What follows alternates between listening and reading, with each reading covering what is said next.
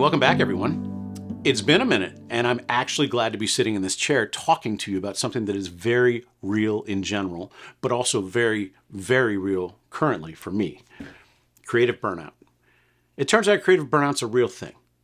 I know, that should be obvious, but I think some people deny it, and I think it needs to be said. It is real. 6 months ago, I was excitedly still working.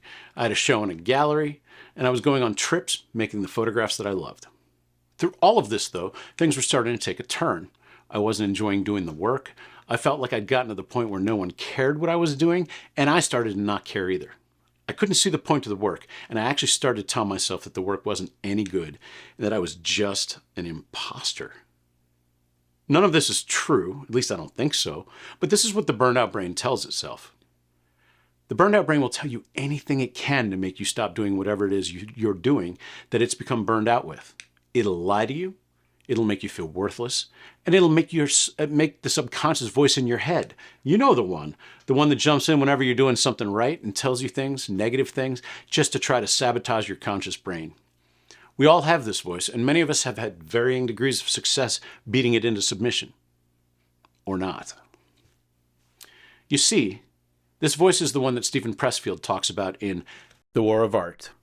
And no, I'm not trying to sell you a self-help book, but it's a pretty darn good self-help book for creatives. If you want one, I'll put a creative link an affiliate link in the description below.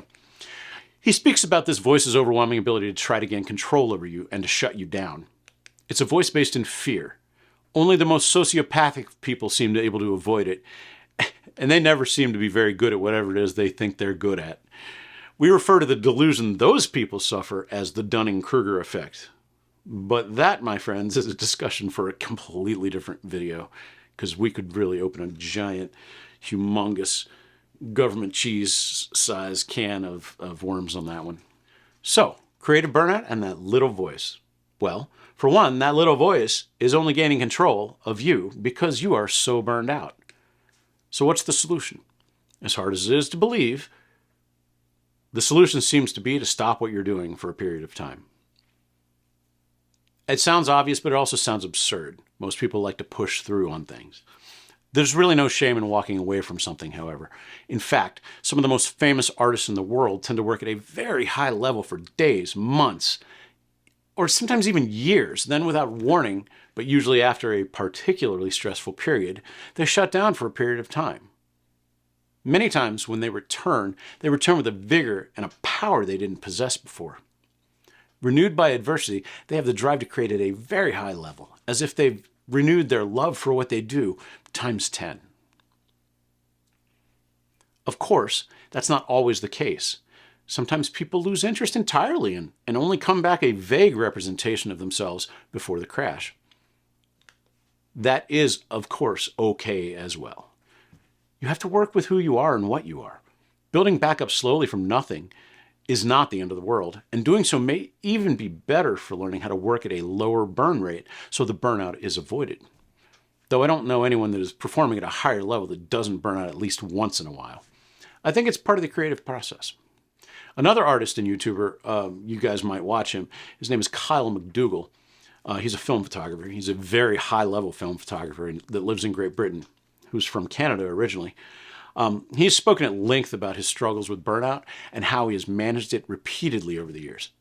His process is not dissimilar from my own. He steps away, he recharges, and when he returns, he finds himself renewed, sometimes really heavily, like zapped up renewed.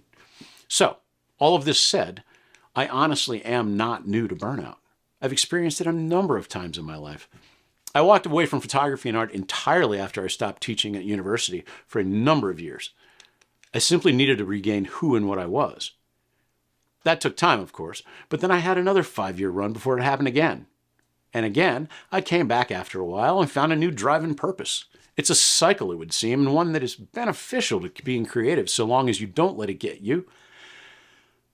Ran out of air there. So long as you don't let it get to you and or let it push you away from the thing you love. So, of course I don't have all the answers, but I will share with you what I've been doing and how I approach the return to creativity. The steps I've been taking are as follows. I've been getting out some, and I keep my expectations realistic. I've been doing a mix of plan shots and also zero expectations reactive photography. I find that the plan shots give me structure, while the reactive photography helps with noticing things I've gotten out of practice at seeing. I also tend to not look at shots when I get home. That's key. I treat them like they aren't important. I use the experience as a way to ease back into the habit of seeing, but I'm not using it as a way to make work. Though I have made some reasonably good work, as you've seen here as we're talking. I've also stepped away from the obsessive reading about creativity, gear, and photography specifically. I've only allowed myself to do quick bursts of these things, and then I move on. I find this stops me from igniting the burn that my brain was tired of. It still allows me to enjoy the information and to think about some, but forcing myself away from it also keeps me fresh and allows me to enjoy these pursuits when I return to them later. And by later, I mean at least a day or more. I really try not to jump back into doing it constantly.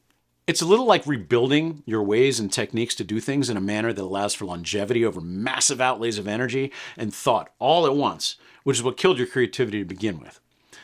That's not to say that once I get an idea or I'm inspired and the burn begins in my chest and moves into my soul, that I don't go after it and put everything I have into it. Of course I still do that. That's what creative eureka moments are all about.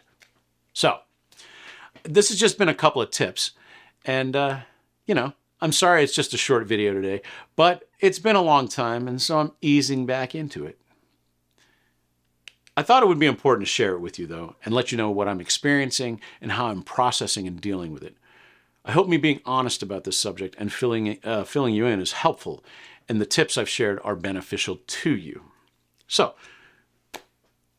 I've already got my next video planned, and I'm writing it, and I'm going to do the 6 cameras I regret getting rid of. I was thinking about it the other day because, I spent a lot of time over the years buying and selling cameras. And, that comes in spurts as well, by the way. You have some money, you have an old camera you need to get rid of, or whatever. It's going to be less so now because digital cameras are pretty much what's going to get better. I mean, if you're a wildlife person, fine. You need all that speed. And you're not good at being fast. The camera can be fast for you. That works. But overall, cameras are where they are.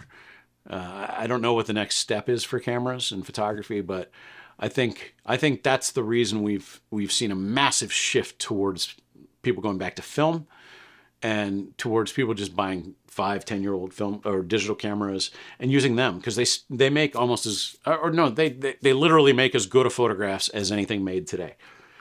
Sure, even when you get into the high megapixel ones, my 8-year-old Nikon Z7 still makes photographs every bit as good as what's coming out now. So we're at this weird crossroads for photography. So I thought it would be really interesting to tell you about the 6 cameras I really regret getting rid of. And there's a Leica in there, and there's a Mamiya. There's a Mamiya in there, and I'll leave it at that. So I should have that video out either this or next week. I'm pretty excited about it. So I'm really, like I said, I'm starting to feel this burn again, and that burn leaks over into the videos because the videos, I haven't made any in the last 4 months. And even that was one video I made because I felt inspired for a minute. And I told you I was just going to make videos when I'm inspired. But anyway, I hope this was helpful. I hope what I shared with you about dealing with your creativity and it falling, out the window, which does happen, I know it happens to everyone. I hope it's helpful to you. Anyway, if you're new here, welcome to the channel. I cover all things photography and film. We do some film here too, and we're going to try to do more film in the future. And if you enjoyed it, you thought it was useful, hit the like. Please subscribe. I can always use that. And I'll see you again next time. Thanks, guys. Bye-bye.